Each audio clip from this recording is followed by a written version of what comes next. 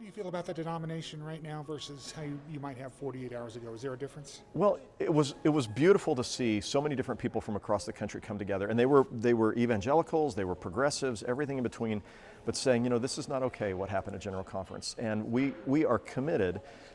Among the things folks agreed upon is we are committed to a Wesleyan vision of Christian faith, of calling people into a passionate relationship with Jesus Christ, and calling them to ground their lives on Scripture, interpreted through the lens of tradition, experience, and reason, personal piety and social holiness. I mean, all the things that make us who we are as Methodists. There was no disagreement about that in this room. They were all people saying, yes, that. And they also were saying, and we don't want to hurt people, and we want to welcome everyone, and nobody intends to hurt people by the rules at General Conference. I believe that all of our folks want to love and welcome people. But when you talk to LGBTQ persons, you talk to kids that are growing up who are LGBT, you talk to parents or family members, what we say when we say they're incompatible with Christian teaching, and families, couples, I mean, we have couples in our church who are married raising children, and then the book of discipline now is going to say, continue to say, that your family and your life and your love for each other, it makes you incompatible with Christian teaching. These folks here said, no, that doesn't reflect who we are. It doesn't reflect Christ. It doesn't reflect how we read Scripture. When we recognize there are so many things in the Bible that we look at and say, okay, that doesn't really express God's heart and character. We don't beat our children with rods anymore. We don't believe that slavery is a permissible thing. We don't believe that women have to keep silent in the church. And yet we've held on to this one thing, and we've said, no, but this one we really have to hold on to, as opposed to recognizing these are human beings. And so I came away feeling pretty energized by the fact that there was hope in this room, and there was a sense of, the future can be the kind of church that we're dreaming about. I'll kind of reword a question I asked earlier.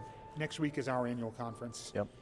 Can we expect to see some proposed legislation from UMC Next? Well, there's not from UMC Next per se, but there are people who are here from Great Plains who I suspect will be bringing some things forward. I wasn't at the table where they were talking, but I suspect that there will be some ideas that they'll be bringing forward as well.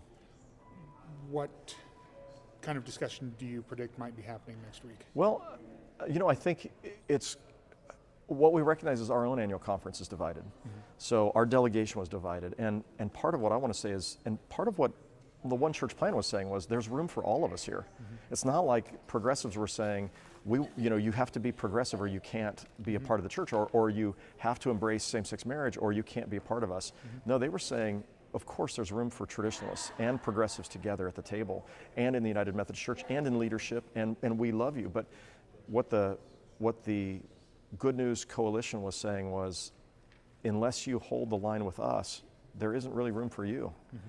And so that created some, there was pain that came out of General Conference. Among our delegates, there was pain and fractured relationships there, which I grieve, and I think probably everyone does.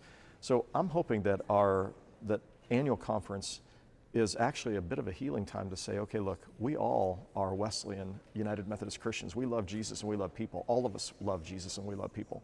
And we're trying to figure out how to be the church the best we can in the light of our interpretation of Scripture. And I'm hoping that maybe Great Plains can model for a lot of other annual conferences what it looks like to come together and to make room for people who are more conservative or more traditional and more progressive. We did that as our delegation was readying for General Conference. I felt like there was laughter and there was a sense of connection. But the pain of General Conference fractured that, and I'm hoping that we can bring that sense of connection back together again. Great. You've mentioned several anecdotes here and in other interviews about what people have said since St. Louis. Has there been any discussion, either loudly or quietly, about leaving the denomination? Here at this gathering? Yes. Oh, yes. Or at Church of the Resurrection as a whole. Yeah, so at Church of the Resurrection, there was a lot of pain coming out of General Conference. And there were people saying, how long are we going to stay in a church that's going to say this? Or I'm not sure if I can continue to be at Church of the Resurrection if it doesn't do something in response to this. And I think we've had, the conversations we've had have said, and this is a driving principle for us, is we reject what happened at General Conference, and we want the discipline changed so it takes out the hurtful language about LGBT persons. And we are going to work at Resurrection. This is my conviction, is we're going to work from within the church to reform the church from within. We are going to resist what happened, and we're going to try to see change happen.